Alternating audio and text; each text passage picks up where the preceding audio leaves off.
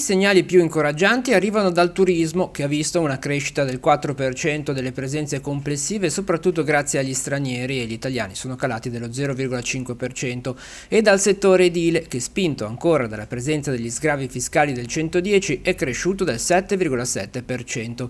Rallentano invece i traffici portuali, dove hanno pesato in maniera pesante le incertezze legate allo scenario politico internazionale.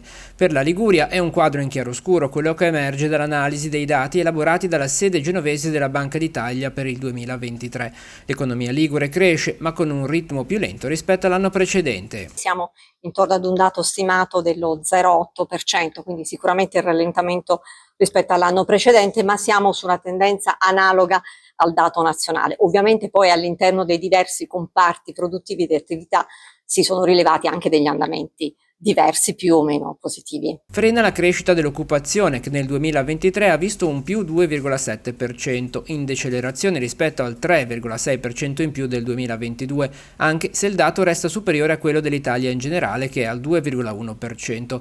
E la crescita è stata più intensa per la componente femminile, che ha registrato un incremento del 5,4%, pari al doppio del dato complessivo. Il tasso di disoccupazione è sceso poi al 6,1%, in Italia al 7,7%, ed è calato il ricorso alla cassa integrazione guadagni. Le ore autorizzate sono scese del 27% a poco più di 5,7 milioni. Sicuramente c'è stato un aumento dei contratti a tempo determinato, in questo ovviamente va anche scissa la componente di trasformazione di contratti a termine da contratti a tempo indeterminato, e questo è sicuramente un dato che va considerato positivamente in termini di stabilizzazione del lavoro. Il reddito nominale delle famiglie è cresciuto, ma a causa dell'inflazione ancora elevata, sebbene in calo, il potere d'acquisto è diminuito dello 0,8% in termini reali, con un incremento della spesa per i consumi dell'1,3%.